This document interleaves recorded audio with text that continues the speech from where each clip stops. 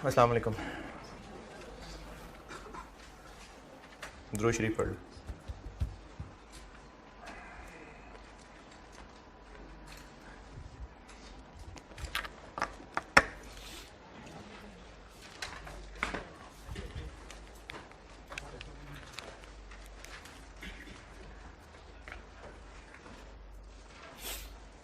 कल सवाल किया था, उसमें ना मैंने weighted average contribution per unit use करने को कहा था। और ऐसे ही अगर जो जानना चाहे नॉलेज के लिए बता रहा हूँ, वो वेटेड एवरेज कंट्रीब्यूशन निकालना कैसे था? 12 रुपये इंटू 60,000, और जिसने रेशो बना ली हो तो 1 + 10 इंटू 3/4, ये ना, या इसको ऐसे लिख सकते हैं, इसमें कोई एतराज़? ये निकला था 10.5, इसको डिनोमिनेटर में यूज़ किया था। इस weighted average contribution per unit की कैलकुलेशन कैसे करनी है, इस पे कोई परेशानी किसी को? 1 और 3 जिससे समझ आता है 1 और 3 कर लें, नहीं तो मैंने कहा था यूनिट्स ही एज इट इज़ यूज़ कर लें। 10.5 की कैलकुलेशन ओके। अगर कोई जानना चाहे नॉलेज के लिए, इसकी वजह बता रहा हूँ। अगर combined break even x units हों तो ब्रेक इवन सेल पे total contribution is equal to total fix cost.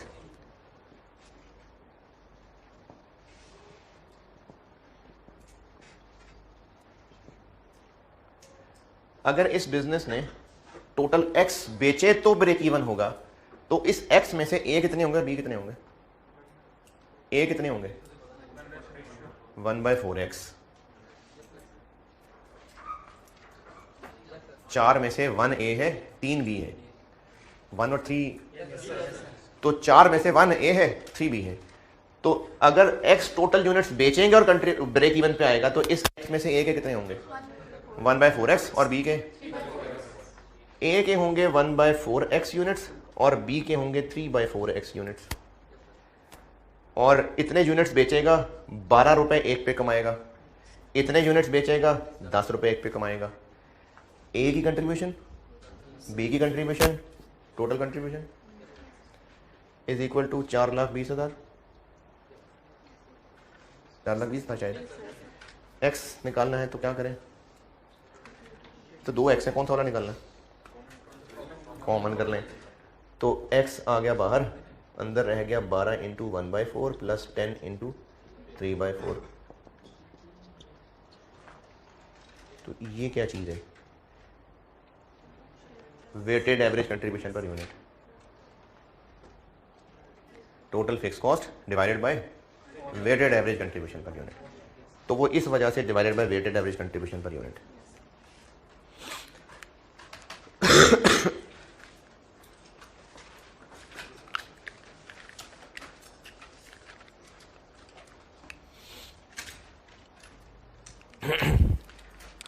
अगर कोई लिख रहा है, जो मुझे लग रहा है लिख रहे हैं, तो ये भी देखना कि ये क्या है, ये क्या बताया मैंने। ये मैंने वो जो फार्मूला था उसका, उसके रीज़न बताइए कि ऐसा क्यों है, तो वो मैंने डराइव करके दिया है।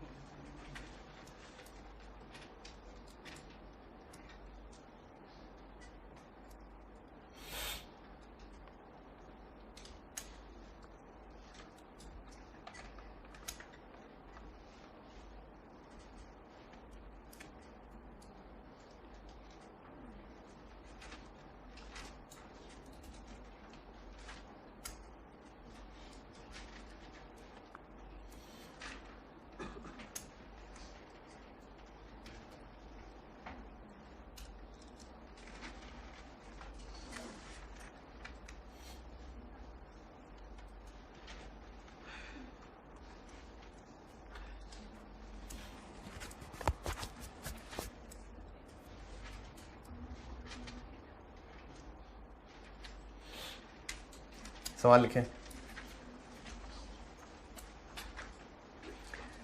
डेटा वही है जो क्वेश्चन था, जो लिखवाया था, रिक्वायरमेंट चेंज कर रहा हूँ। वो जो कल डेटा लिखवाया था डेटा वही है, रिक्वायरमेंट चेंज कर रहा हूँ। कल वाले की क्या रिक्वायरमेंट थी? सेम रिक्वायरमेंट लिख लें, सिर्फ चेंज ये करना है कि ratio of budgeted sales quantity कहा था ना, उसको बजटेड सेल्स रेवेन्यू कर देते हैं। सेम क्वेश्चन, सेम रिक्वायरमेंट, बस पहले मैंने कहा था सेम एज बजटेड क्वांटिटीज, अब है बजटेड सेल्स रेवेन्यू। डेटा भी सेम, रिक्वायरमेंट भी सेम है, सिर्फ जो रिक्वायरमेंट में मैंने बजटेड क्वांटिटीज की रेशो मेंटेन करने को बोला था, अब वो बजटेड सेल्स रेवेन्यू की रेशो मेंटेन करने की बात है।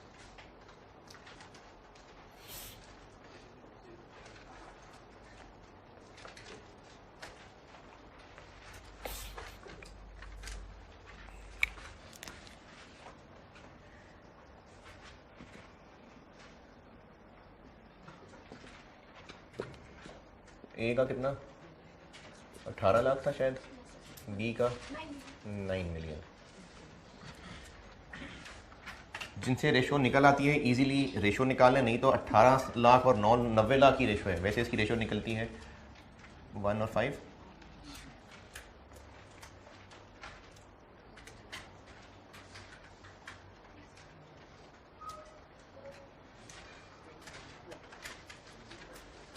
रेशो निकालने का तरीका होता है सिंप्लीफाई करते जाए। नहीं, 0 तो गए सारे, बाकी रह गया 18 और 90। देखें किसके टेबल में आता है, 9 के टेबल में आता है, 2 और 5, 1 2 और 10, 1 और 5 तो आती है तो ठीक है, नहीं तो कुछ बात नहीं। 18 लाख और 90 लाख की रेशो है, कोई इशू नहीं। तो सेल रेवेन्यू की रेशो 1 और 5 की रेशो है। क्वांटिटीज की क्या थी 1-3। तो अमाउंट और यूनिट्स की रेशो क्यों नहीं सेम? तो फिर प्राइस का फर्क। तो इसलिए इंपॉर्टेंट है ये बात सवाल में बताना कि रेशो कौन सी वाली यूज करनी है। अब चूंकि रेशो यूज करनी है अमाउंट वाली, तो फार्मूला भी फिर हम अमाउंट वाला ही लगाएंगे, CS रेशो वाला। CS रेशो ए की कितनी है?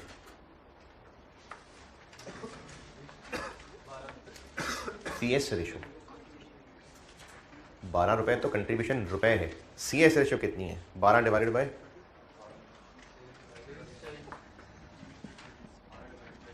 30। प्राइस दी थी मैंने ब्रैकेट में, 30 रुपए थी शायद, 30 रुपए थी। ये उसकी CS रेशो है।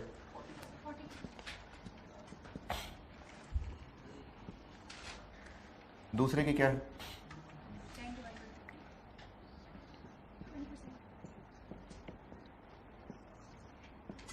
ये इनकी CS थी, ये मैंने उसका वेटेड एवरेज कर लिया।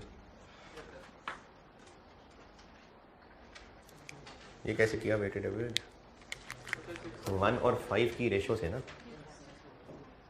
ये उनकी CS रेशो है, ये CS रेशो का वेटेड एवरेज कर लिया। यही चीज जो यहां बता रहा था। तो ये अब CS रेशोज हैं, ये उनका वेटेड एवरेज कर लिया इस रेशो से। हैं? क्या आंसर आ गया?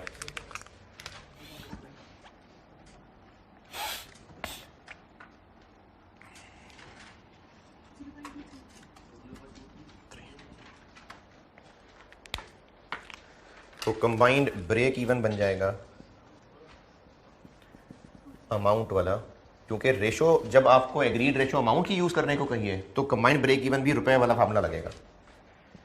Total fix cost divided by weighted average CS ratio, तो 4,20,000 डिवाइडेड बाय 0.23, 18260। अच्छा, मेरा नहीं ख्याल, फिर वो वेटेड एवरेज गलत निकाला होगा।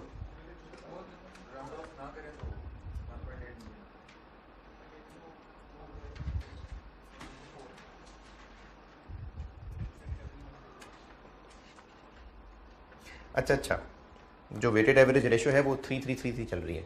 अच्छा अच्छा ठीक है, यानी अगर आप इसको 3.3 को 2-4 और लगा लें तो 1.8 मिलियन आ जाएगा।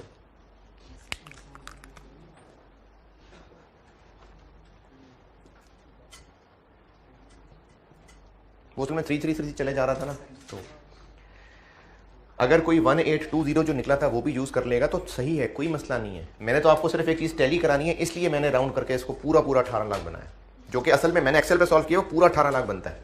अगर आप ये 333 लगा देंगे सारे तो 18 लाख ही आएगा। ये क्या निकला है? 18 लाख यूनिट्स अमाउंट है, क्योंकि हमने ब्रेक इवन अमाउंट वाला फार्मूला लगाया। कंबाइंड ब्रेक इवन निकला है। अब आगे, अब इसको इसी रेशो में तोड़ देंगे तो प्रोडक्ट वाइज ब्रेक इवन आ जाएगा।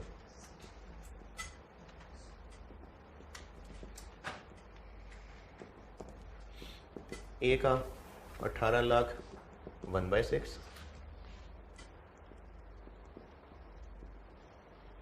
और बी का 18 लाख 5/6।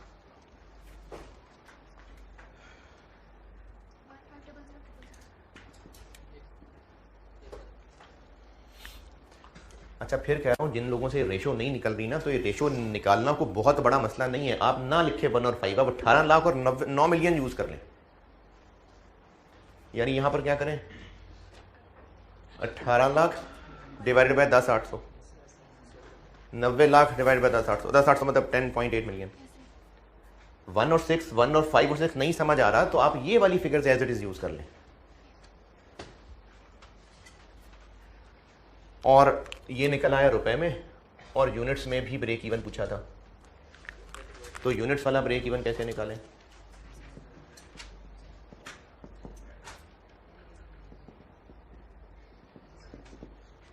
हाँ जी, रुपए में निकाल लिया। इसी को नहीं, रेशो नहीं है, ये अमाउंट निकाल ली ब्रेक इवन। यूनिट्स कैसे बनाएं? प्राइस से डिवाइड कर दें।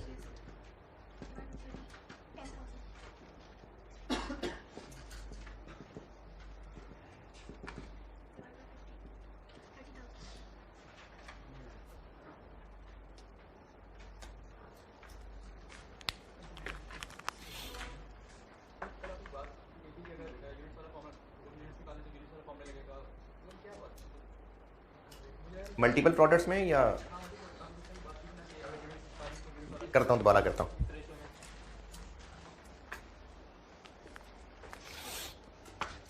ये कल वाला और आंसर और ये वाला सेम क्यों आ गया? क्योंकि सवाल ही वही है भाई, मतलब वही क्वेश्चन है, वही बजट है, वही फिक्स कॉस्ट है, तो ये सेम ही आना था।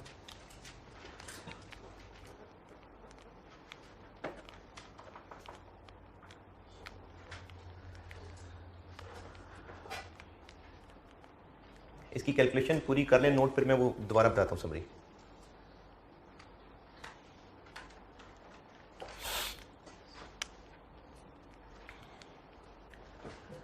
एक समरी इसकी दोबारा बताता हूँ। जब हम एक प्रोडक्ट का ब्रेक इवन, यानी जब ब्रेक इवन निकालना शुरू किया था, तो ब्रेक इवन के मैंने 2 फार्मूले बताए थे।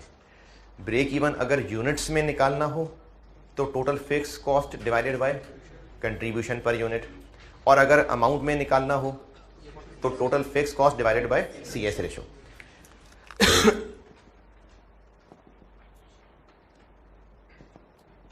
ये यूनिट्स वाला फार्मूला था, और अमाउंट वाला फार्मूला था total fix cost divided bye CS ratio. इस वक्त मैंने ये बात की थी कि अगर आपको क्वेश्चन में ब्रेक इवन यूनिट्स पूछे हों तो ये फार्मूला है, ब्रेक इवन अमाउंट पूछी हो तो ये फार्मूला है, और अगर दोनों पूछे हों तो चाहे दोनों फार्मूले लगा लें अलग अलग, चाहे इनमें से कोई भी एक फाइंड करके सेल प्राइस यूज करके दूसरे तक पहुंच सकते हैं, जो कि कल स्प्रिंग 16 वाले सवाल में किया भी था। अमाउंट में निकाला था और फिर यूनिट्स बना दिए थे, या पता नहीं शायद यूनिट्स में निकाला था अमाउंट बना दिया था। अमाउंट में निकाला था, अमाउंट में, वो जो स्प्रिंग 16 वाला कल सवाल किया था, अमाउंट में निकाला था फिर उसको यूनिट्स बना दिया था। एक बात तो ये है कि दोनों में से कोई एक पूरा पूरा फार्मूला लगा लें और फिर सेल प्राइस यूज करके दूसरे तक पहुंच जाए। जब मल्टीपल प्रोडक्ट में आए तो मैं अब ये कह रहा हूं रिपीट, कि चाहे ब्रेक इवन अमाउंट में मांगी हो, चाहे ब्रेक इवन यूनिट्स में मांगी हो, चाहे दोनों मांगी हो, फार्मूला कौन सा लगेगा ये रिक्वायरमेंट से नहीं पता चलना, ये रेशो कौन सी यूज होनी है उससे पता चलेगा। ये जो सवाल मैंने ये किया कल किया, अगर रिक्वायर्ड मैंने ब्रेक इवन यूनिट्स में भी मांगा होता, नहीं रिक्वायर्ड यूनिट्स मांगा होता, अभी तो कहा ना यूनिट्स भी बता दें अमाउंट भी बता दें, अगर रिक्वायरमेंट होती कि ब्रेक इवन यूनिट्स निकाल दें बस, लेकिन रेशो ये वाली यूज करने को कहा होता, फिर भी आप पहले यहां आते फिर यूनिट्स तक जाते। अगर एक प्रोडक्ट का ब्रेक इवन है तो ये दो फार्मूले हैं, जो भी सवाल में सिचुएशन है दोनों में से जो मर्जी यूज कर लें, और एक कैलकुलेट हो गया तो दूसरे तक पहुंच सकते हैं। एक प्रोडक्ट के ब्रेक इवन में ये कोई कैद नहीं है कि ये फार्मूला लगना है ये लगना है, जिसमें आसानी हो वो लग जाएगा, और दूसरे तक पहुंचना हो तो दोनों में से कोई भी फार्मूला लग सकता है, दूसरे तक पहुंच सकते हैं। लेकिन अगर मल्टीपल प्रोडक्ट्स आ गया तो मल्टीपल, अभी आप जब जाएंगे ना तो टीयर रूम से किसी को भेज दीजिएगा, लेकिन जब मल्टीपल प्रोडक्ट्स का ब्रेक इवन पूछ लिया तो पूछा चाहे ब्रेक इवन यूनिट्स हो, चाहे ब्रेक इवन अमाउंट पूछी हो, चाहे दोनों पूछे हो, फार्मूला वो लगेगा जो रेशो से पता चल रहा है। अगर सवाल में कहा हो कि रेशो की यूनिट्स की रेशो ये यूज होनी है तो यूनिट्स वाला फार्मूला लगेगा, और अगर कहा हो कि अमाउंट की रेशो ये वाली यूज होनी है तो अमाउंट वाला फार्मूला ही लगेगा। यानी फार्मूला अमाउंट वाला ही लगा इस सवाल में, आंसर ये ही निकला। अगर सवाल में मैंने पूछा होता ब्रेक इवन अमाउंट में बता दें तो बस यही आंसर खत्म हो जाता, लेकिन अगर पूछा होता ब्रेक इवन यूनिट्स में बता दें तो निकलता ऐसे ही, फिर यूनिट्स में जाना पड़ता, क्योंकि रेशो बदलेंगे तो आंसर गलत हो जाना है। अगर रेशो 1 और 5 अमाउंट की है तो यूनिट्स की 1 और 5 क्यों नहीं है? तो इसलिए यूनिट्स की रेशो है या अमाउंट की रेशो है ये जरूरी है जानना, और अमाउंट की रेशो इस फार्मूले में ही लग सकती है, यूनिट्स की रेशो यूनिट वाले फार्मूले में लग सकती है, और वो मैंने आपको प्रूव करके दिया। एक्स यूनिट्स को बोला है तभी तो उसको मैंने यूनिट्स को 1/4 और 3/4 तोड़ा है। यूनिट्स को मैं अमाउंट की रेशो में तो नहीं तोड़ सकता ना, इसी तरह अमाउंट को यूनिट्स की रेशो में नहीं तोड़ सकते। तो जैसे मैंने ये डिराइव किया बिल्कुल इसी तरह ये भी ऐसे ही डिराइव होगा, लेकिन चलो वो कर दिया काफी है। तो इसलिए जरूरी होगा कि रेशो कौन सी दी हुई है, तो जो रेशो दी होगी उसके हिसाब से डिसाइड होगा कि फार्मूला अमाउंट वाला लगना है या यूनिट्स वाला लगना है। ये किस चीज की बात कर रहा हूं मैं? मल्टीपल प्रोडक्ट ब्रेक इवन की। जी अरे नहीं ना यार, आंसर सेम आना नहीं है, वो तो मैंने सेम डाटा रखा था। किस चीज का आंसर सेम आना है? चाहे जो मर्जी रेशो यूज कर लें, मैंने सेम डाटा से 2 सवाल किए हैं तो आंसर तो अल्टीमेटली सेम ही आना था, क्योंकि मैंने दोनों में डाटा सेम रखा है। आप ये जो अभी इस वक्त मैंने बोर्ड पे सवाल किया हुआ है, यानी अमाउंट वाला फार्मूला अमाउंट वाला, अगर मैं रेशो यूनिट्स की देता, मैं कहता यूनिट्स वाली रेशो सेम रखनी है, यूनिट्स वाली रेशो, तो आप यूनिट्स वाली रेशो लेके 1 और 3 ये सवाल कर सकते थे। यूनिट्स वाला रेशो यूज करके वेटेड एवरेज CS उससे ये फार्मूला लगा सकते थे। कैलकुलेट तो हो जाना था, कैलकुलेटर तो मना नहीं करना था, लेकिन वो गलत होना था, ये आंसर नहीं आना था उससे। तो इसलिए रेशो जिस चीज की है फार्मूला भी उसी वाला ही लगना है। CS रेशो ने वेटेड एवरेज होना ही अमाउंट की रेशो में, यूनिट्स की रेशो में ही कंट्रीब्यूशन पर यूनिट ने वेटेड एवरेज होना है, और उसकी ये डेरिवेशन दी है मैंने। तो इसलिए रेशो किस चीज की कही है इस पे डिपेंड करता है कि फार्मूला कौन सा लगना है, और ये सारी कहानी हो रही है मल्टीपल प्रोडक्ट्स में। मल्टीपल प्रोडक्ट्स हैं तो रेशो की बात हो रही है। चले पास्ट का सवाल करते हैं। इस जो सवाल किए हैं 2, इनमें बताएं कुछ पूछना है तो सवाल कर लीजिए, पढ़ लीजिए, करता हूं बोर्ड पे।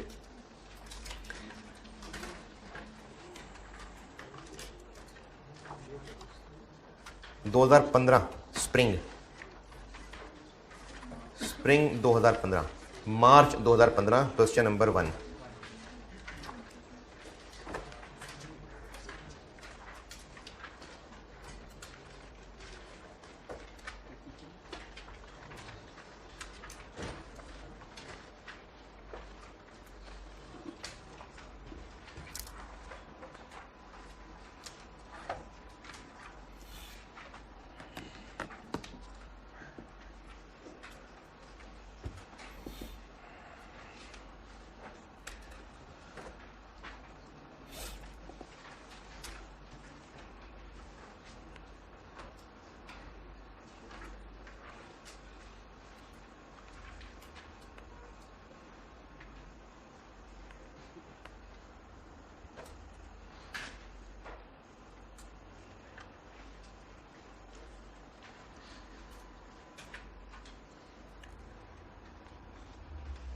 वो कल एक पेज कॉपीज के लिए अच्छा, एक अभी और जी दोनों कौन थे?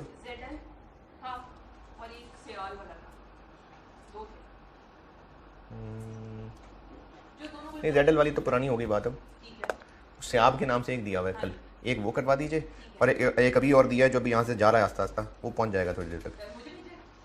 नहीं उसको आके को भेजा है। हाँ हाँ हाँ 4 अगस्त हो गई है, मैं आपको भेज देता हूँ अभी।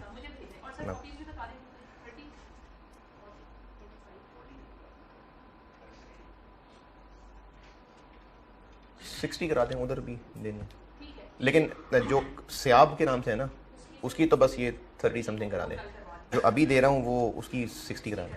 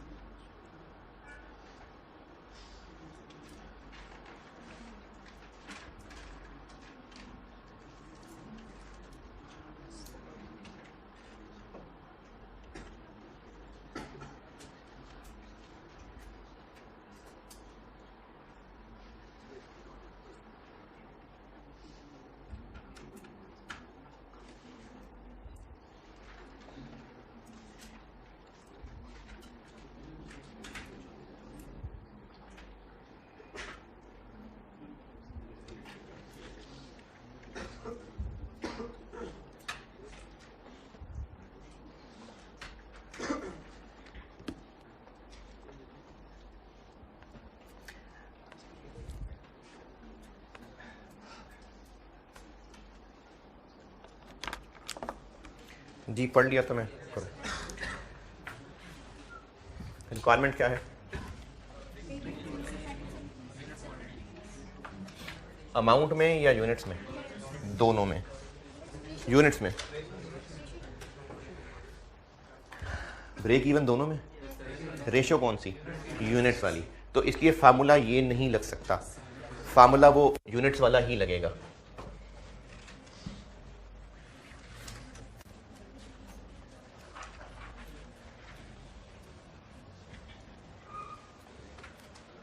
मल्टीपल प्रोडक्ट्स हैं, ये कैसे पता चल रहा है? अरे वाह यार, तो मतलब देखें आसान सा है, सीवीपी है।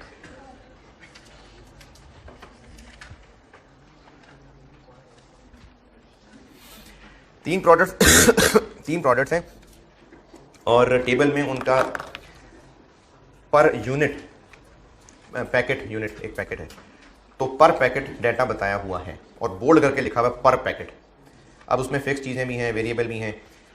उसके नीचे वही जो मैंने कल वाले सवाल में कमीशन का एक पॉइंट सिखाया था, 5% कमीशन है, कल 2% था, और 40% सेम वही वाली बात कि 40% ऑफ नेट सेल्स कहा हुआ है। ये वही धोखा है, असली कंट्रीब्यूशन 40% नहीं है, वो कल वाले रिलेशन से निकलेगा। तो CS रेशो आ गई, पर यूनिट का डाटा आ गया, और रिक्वायरमेंट है ब्रेक इवन सेल्स इन पैकेट्स यानी यूनिट्स में भी एंड रुपीज़ यानी अमाउंट में भी, लेकिन रेशो उसने कहा है कि क्वांटिटीज़ वाली यूज़ करनी है। तो कर लेते हैं। ब्रेक इवन कंबाइन निकालना पड़ेगा, फिर उसको रेशोज़ में तोड़ देंगे। कंबाइंड ब्रेक इवन का formula total fix cost divided bye, तो अब सवाल प्लान हो गया कि टोटल फिक्स कॉस्ट ढूंढनी है, कंट्रीब्यूशन पर यूनिट ढूंढने के उसको वेटेड एवरेज कर लेना है और फिर सोल्यूशन हो जाएगा। टोटल फिक्स कॉस्ट निकालते हैं। टोटल फिक्स्ड कॉस्ट चले ढूंढेगी जहां जहां भी नजर आ रही है। मिलियन, चलो मिलियन।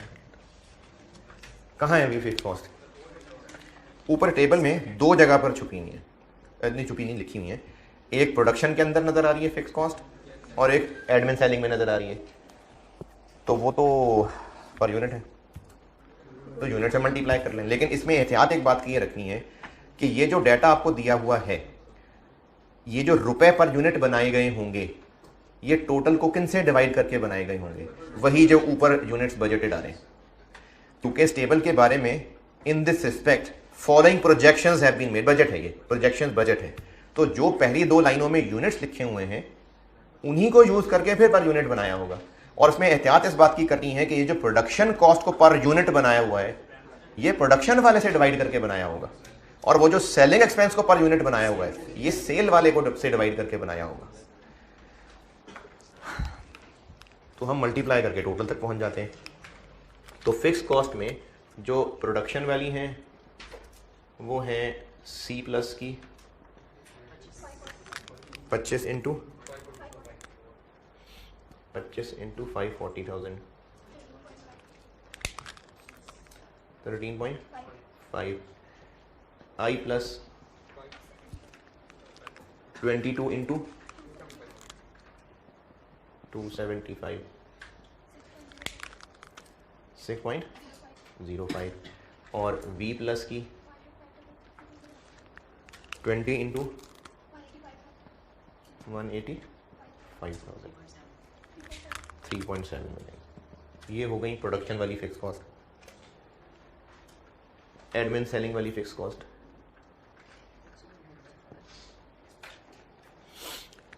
ये कितनी कितनी है? ये तीनों में ही 5 हैं। तो मर्जी है चाहे तीनों को मल्टीप्लाई कर करके लिख दें या फिर यूनिट्स पहले प्लस कर लें, एक ही बार 5 से मल्टीप्लाई कर लेंगे। तो सी प्लस के यूनिट्स कितने? अच्छा, अब हम, अभी मैंने कहा था, अब हम सेलिंग की तरफ देख रहे हैं। तो ये जो उसने पर पैकेट निकाला होगा यकीनन सेल से ही डिवाइड करके निकाला होगा। तो सेल वाले यूनिट्स सी प्लस के कितने? 425 255 170 850। इसको एक ही बार 5 से मल्टीप्लाई कर लेते हैं, 4.25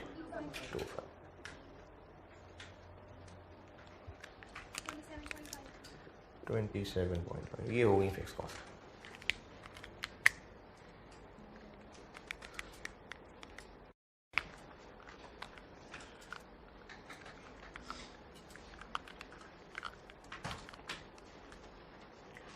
अब अगली तलाश weighted average contribution per unit. चलो वेटेड एवरेज बाद में करेंगे, पहले कंट्रीब्यूशन पर यूनिट ढूंढते हैं। तो सेल प्राइस ही नहीं दी हुई,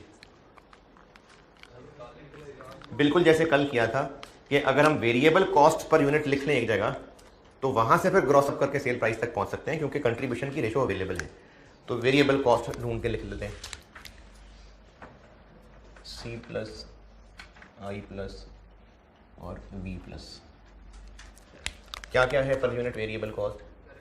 डायरेक्ट मटेरियल है, डायरेक्ट लेबर है, वेरिएबल FH है और सेलिंग ओवरहेड्स हैं। बताइए कितनी कितनी? 100, इधर आ गई 98 97, लेबर 15 13 12, वेरिएबल FH 23 19 16 और सेलिंग कॉस्ट 12 8 10। ये दी हुई है टेबल में।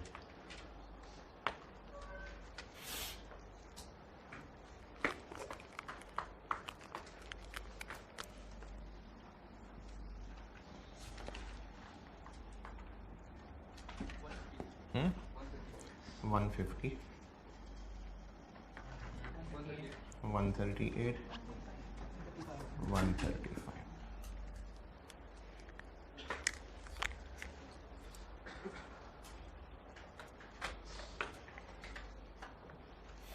अब ये वो चीज बन गई जो कल क्वेश्चन में 117.6 बनी थी।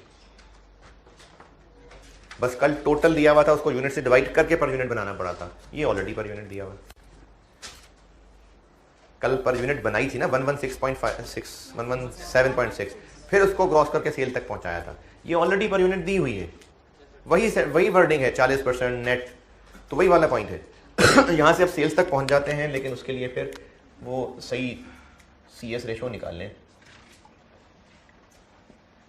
सेल प्राइस अगर 100 है तो कमीशन कितनी हुई, और भी कोई अदर वेरिएबल होंगी, तो जो कंट्रीब्यूशन है वो इसका 40 है, यानी असल में CS रेशो 40% नहीं है, 30% है। तो ये जो अदर हैं ये 57।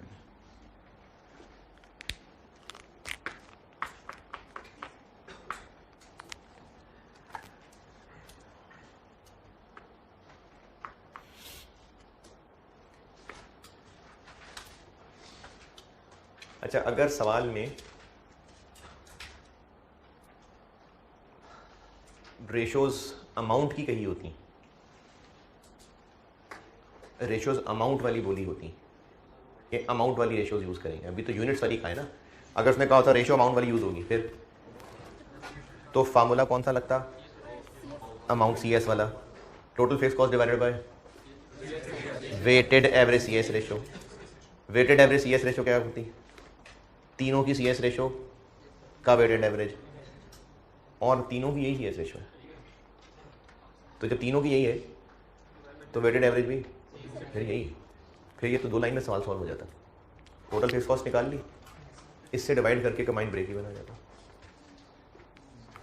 ये करने की जरूरत ना होती, सब पे सेम कंट्रीब्यूशन कमाते हैं, तो जब सब पे कमाते ही सेम है तो एवरेज भी यही होगा ना। तो ये 38 CS रेशो आ गई, टोटल फिक्स कॉस्ट वो आ गई, तो अमाउंट निकल आती ब्रेक इवन की। लेकिन रेशो चूंकि यूनिट्स वाली यूज करने को कहा है, इसलिए फार्मूला भी यूनिट्स वाला लगाना पड़ेगा, इसलिए ये मेहनत हो रही है। अच्छा, एक इसमें क्लैरिटी का मसला है, जो फौरन क्लिक कर जाएगा, जिसको वो जल्दी कर लेगा, जो सोच में पड़ गया होगा वो मुश्किल में पड़ा होगा। ये सवाल में क्लैरिटी होनी चाहिए थी। वो ये कि कल वाले सवाल में तो सेलिंग कॉस्ट ही नहीं थी ना, थी ही सिर्फ ये 3, तो वो जो 117.6 निकाला था खुद ही, वो तो था ही ये। लेकिन अब क्वेश्चन में आपको इस लिस्ट में सेलिंग कॉस्ट भी नजर आ रही है, तो सवाल पेपर में करते हुए ये आ सकता है दिमाग में कि क्या कमीशन इसमें शामिल है या ये कमीशन के अलावा वाला सेलिंग कॉस्ट है। असल में ये कमीशन के अलावा वाला ही था, लेकिन पेपर में हो सकती थी कन्फ्यूजन कि कमीशन इसमें शामिल है या उसके अलावा वाला। कमीशन सेलिंग एक्सपेंस होता है ना, तो कमीशन भी तो सेलिंग एक्सपेंस है, तो क्या पता ये कमीशन इसके अंदर शामिल करके दी हो। तो ये एक गैर अखलाकी हरकत थी, इसमें क्लैरिटी करनी चाहिए थी। अब स्टूडेंट बैठ के फैसला कैसे करता, हो सकता है शायद ये बात किसी ने सोची ना हो जो मैं बोल रहा हूँ। तो बस ठीक है, चल गया होगा आगे। लेकिन किसी ने सोच ली कि क्या पता इसमें कमीशन शामिल हो, चलें अब सोचवा दी मैंने आपको, तो है इसमें कमीशन शामिल कि नहीं। ये कमीशन के अलावा, कमीशन भी एक सेलिंग कॉस्ट है ना भाई, तो इस 12, 8, 10 रुपए में कमीशन भी शामिल है या कमीशन के अलावा वाली सेलिंग कॉस्ट है। हो सकता है कोई ट्रांसपोर्टेशन कॉस्ट हो, कोई और कॉस्ट हो सकती है, तो ये कमीशन के अलावा कोई और सेलिंग कॉस्ट है या कमीशन इंक्लूडेड है इसके अंदर। हाँ जी, कैसे बताया क्या बताया।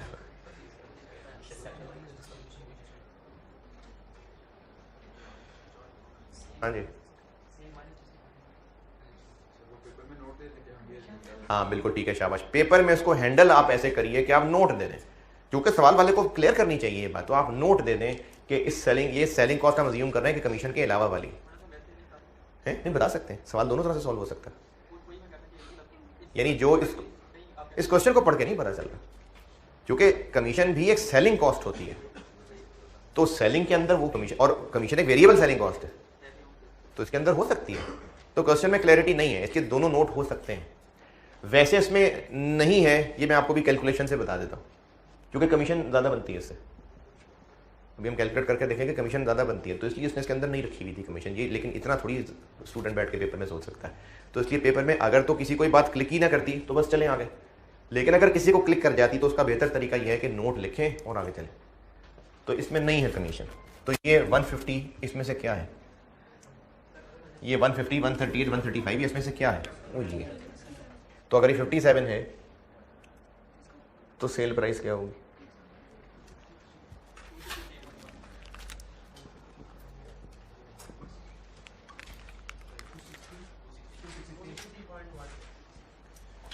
इसको डिवाइड कर दें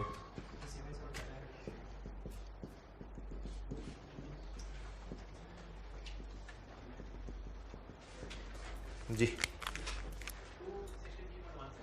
263.16, 242.11, 236.84, ये आ गई सेल प्राइस। लेकिन सेल प्राइस किधर निकल गया? मैं तो कंट्रीब्यूशन निकालनी थी। सेल प्राइस नहीं चाहिए वैसे, डायरेक्टली कंट्रीब्यूशन भी निकाल सकता था, लेकिन सेल प्राइस चाहिए कि नहीं चाहिए? क्योंकि ब्रेक इवन यूनिट्स में भी पूछा है, अमाउंट में भी पूछा है, तो चाहिए होगी सेल प्राइस। लेकिन अभी फिलहाल क्या चाहिए? Contribution per unit. तो कंट्रीब्यूशन पर यूनिट कैसे निकालें? इसमें से ये माइनस कर दें, लेकिन ये जज्बाती हरकत होगी क्योंकि कमीशन की तरह वो भी माइनस करना है। तो या तो इसमें से ये भी माइनस करें, कमीशन भी माइनस करें, या फिर आप ऐसे कैलकुलेट कर लें कि सेल प्राइस का ये 90 क्या 38% ले लें।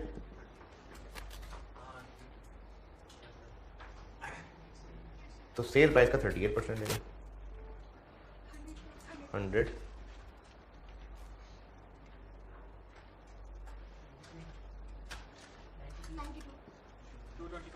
नहीं यार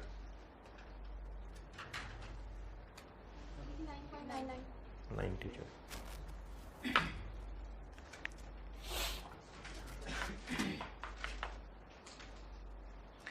ये वाली बात दोबारा सुने, इसमें से ये माइनस कर लें तो ये क्यों नहीं आ रहा? क्योंकि ये तो अदर वेरिएबल कॉस्ट है, कमीशन भी माइनस करनी है। तो या तो वो माइनस करें फिर कंट्रीब्यूशन निकलेगा, लेकिन उसके लिए पहले आपको कमीशन की अमाउंट निकालनी पड़ेगी। तो बस ठीक है, इसका 38% ले लें। सवाल का फ्लो इधर उधर हो गया दोबारा। हम लोग ब्रेक इवन निकाल रहे हैं प्रोडक्ट वाइज और यूज़ करनी है यूनिट्स की रेशो। तो उसके लिए ठीक है देने एक आधे इधर कर दें आधे इधर कर दें, मान लेंगे खुद ही। लेकिन पहले आप एक दीजिए, उसमें शुरू में स्याब लिमिटेड लिखा हो टॉप पे, पहले हाँ पहले ये बांध दीजिए।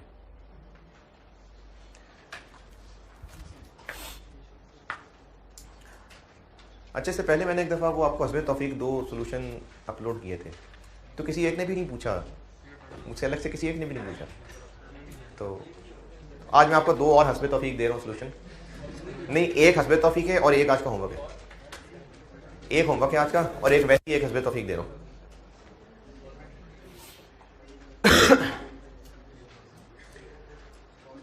तो ब्रेक इवन निकालनी है, लेकिन रेशो चूंकि यूनिट्स की मेंटेन करनी है, इसलिए फार्मूला ब्रेक इवन यूनिट्स वाला लगेगा। Total fix cost divided by weighted average contribution per unit. Total fix cost निकाल ली, वेटेड एवरेज कंट्रीब्यूशन निकालने के लिए पहले कंट्रीब्यूशन निकलेगा, तो अब उनका वेटेड एवरेज होगा।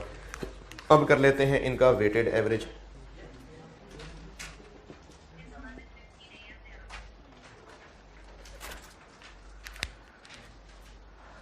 और रेशो के चक्कर में पड़ के परेशान मत होइए, मैंने कहा था रेशो नहीं निकल रही तो बस इन फिगर्स को यूज कर लें। जिनसे रेशो नहीं निकल रही कोई मसला नहीं है। 132 कैसे आ रही है? ये यूनिट्स है 532, ये यूनिट सोल्ड है ना। कौन से यूनिट्स की रेशो लेनी है? प्रोड्यूस वाले, सोल्ड वाले? कहाँ है यूनिट सोल्ड?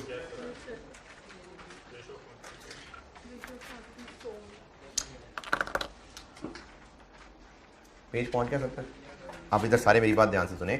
सवाल की रिक्वायरमेंट में assuming that ratio of quantity sold would be as per projection, अगर सिर्फ ये लिखा होता assuming that ratio of quantities would be as per projection. तो ऊपर कौन सी वाली क्वांटिटीज की रेशियो लेते हैं? हम ब्रेक इवन क्या निकाल रहे हैं? ब्रेक इवन सेल निकाल रहे हैं कि कितने बेचने हैं। तो रिक्वायरमेंट में उन्होंने कहा है assuming that ratio of quantity sold. तो अगर वो वर्ड सोल्ड ना लगाएं, बस वैसे कहें जी क्वांटिटीज की रेशियो लेनी है, तो ऊपर के कौन से वाले यूनिट्स की? सेल वाले ना, क्योंकि हम ब्रेक इवन सेल निकाल रहे हैं, तो इनकी रेशियो लेनी है, इनकी नहीं। ये तो प्रोड्यूस वाले यूनिट्स हैं, ये सेल वाले यूनिट्स हैं, इनकी रेशियो लेनी है। तो जिससे ये 5 क्या 5 जिनसे 5:3 रेशियो नहीं बनी, कोई बात नहीं है, कोई टेंशन नहीं लेनी रेशियो निकालने की आपने, बस यही रेशियो है। तो weighted average contribution per unit कैसे बना? 100 इंटू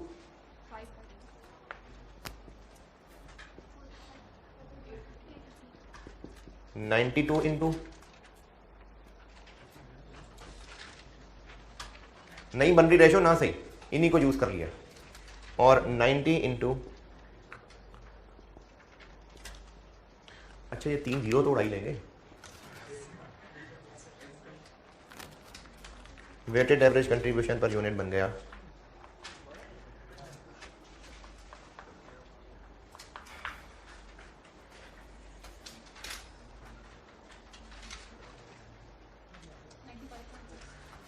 95 अच्छा कुछ मासूम लोगों के लिए, ये सर क्या कर रहे हैं, कल आपने summation WX over summation W पे लगाया था, ये क्या हो गया? ये summation W over summation WX over summation W ही लिखा हुआ है मैंने। WX sum divided by total, क्या टोटल? समेशन W, तो divided by 850 divided by 850 divided by 850, तो ये वही काम किया हुआ है। Total fix cost divided by weighted average contribution per unit, total fix cost divided by weighted average contribution per unit, तो निकलेगा कंबाइंड ब्रेक इवन, और वो भी यूनिट्स वाला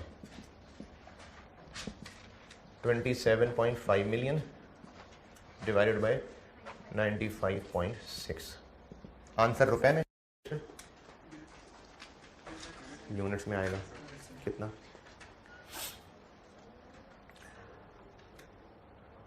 पूरा ही, क्योंकि नहीं पॉइंट नहीं ना, पूरा ही कर दे। 287657, इतने यूनिट्स निकल आया ब्रेक। अच्छा पक्की बात, चलो सही कह रहे हो, ये यूनिट्स है कंबाइंड ब्रेक इवन, बस खत्म हो गया। अब इन नहीं, अभी रेवेन्यू नहीं है, अब इनको प्रोडक्ट वाइज ब्रेक इवन में तोड़ना है। मल्टीपल प्रोडक्ट्स का ब्रेक इवन पहले कंबाइंड कैलकुलेट होगा, फिर प्रोडक्ट वाइज टूटेगा।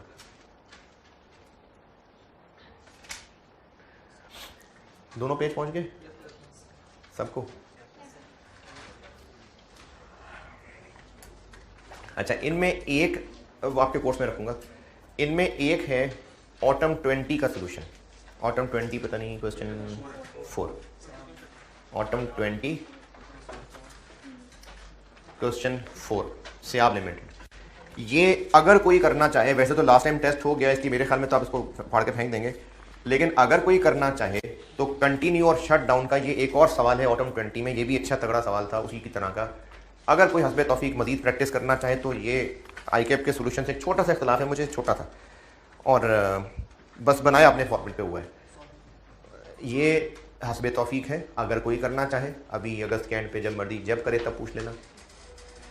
और दूसरा है आज का होमवर्क ऑटम 9 क्वेश्चन 3।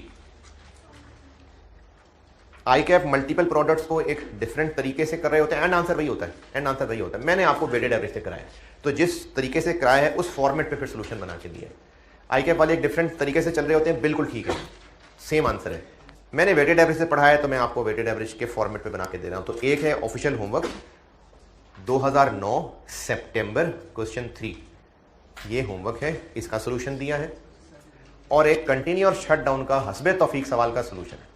ये दो कागज अभी आपको दिए हैं और आप लोगों के पास ये दोनों फाइल अलग अलग अपलोड करूंगा। एक उधर शॉर्ट टर्म डिसीजन मेकिंग में किया होगा मैंने, कंटिन्यू शट डाउन वाला, और ये जो है ये आज वाले लेक्चर के साथ करूंगा। अब आगे भाई कंबाइंड ब्रेक, फिर amount, combined break even units निकले हुए हैं। अब हम इसको product wise break even units में बांट लेते हैं।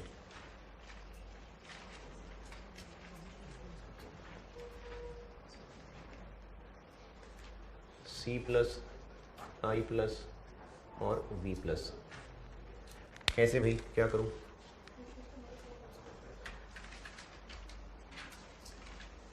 और ये फिगर क्या बार बार लिखनी है? यही वाली रेशो, यही वाली।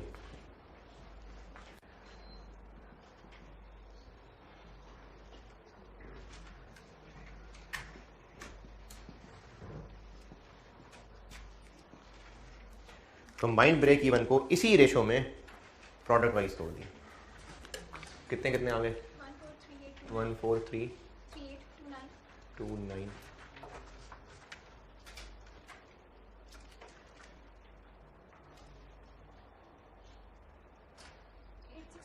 86297। तीसरा चाहे डिफरेंस ही ले लें, 57। ये हो गए यूनिट्स। और अमाउंट तक कैसे पहुंचे? इन यूनिट्स को ये सेल प्राइस से मल्टीप्लाई करना, तो ये तो आप कर ही लेंगे।